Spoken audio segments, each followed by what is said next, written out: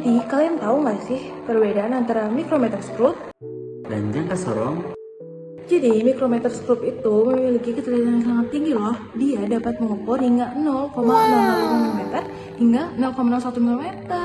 Dan dia itu memiliki pengukuran yang presisi. Biasanya itu digunakan untuk mengukur ketebalan, kedalaman celah, dan diameter lubang.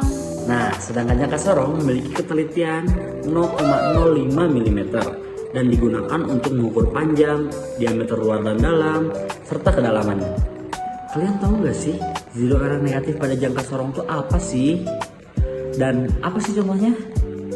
Nah, jadi zero error negatif ini itu terjadi ketika rahang dari jangka sorong ini tertutup. Tapi skala nonusnya itu berada di angka 0, di bawah skala utama. Nah, misalnya, jika angka 0 skala nonius terletak sebelum angka 0 skala utama pada saat rahang tertutup, maka hasil ukur harus ditambahkan dengan besar error tersebut. Nah, jadi kalian tahu nggak sih bagian-bagian dari jangka sorong itu apa sih? Jadi, bagian-bagian dari jangka sorong yang pertama ada rahang tetap atau fixed jaw yang digunakan untuk menahan benda pada saat proses pengukuran. Yang kedua ada sliding jaw atau rahang geser yang digunakan untuk menghimpit suatu benda. Yang ketiga ada skala utama yang dengan satuan milimeter dan sentimeter.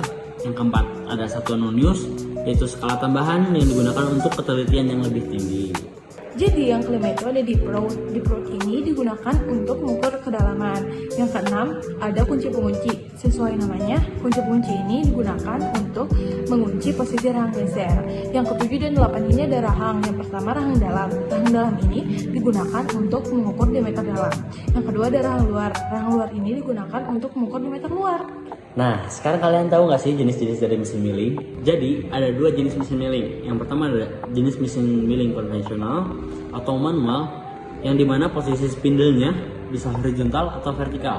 Nah, jadi yang kedua ada mesin milling CNC, yang dimana mesin milling CNC ini dikendalikan oleh komputer dan umumnya itu dia itu vertikal dan dia ini lebih presisi. Nah, kita mau ngasih tahu kalian lagi nih, kalian tahu nggak sih macam-macam eretan atau support di mesin bubut? Jadi, yang pertama ada eretan alas atau eretan memanjang, yang dimana dia bergerak ke kiri dan ke kanan sepanjang alas dalam mesin.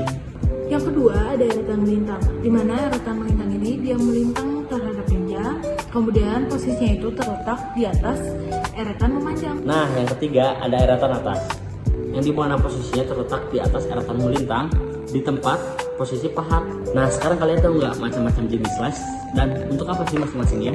Yang pertama ada SMAW atau las busur manual, yang diperuntukkan untuk struktur baja. Yang kedua ada GTAW atau bisa disebut TIG yang biasanya digunakan untuk kelas stainless steel atau aluminium presisi. Yang ketiga ada GMAW atau MIG yang digunakan untuk pekerjaan cepat dan efisien.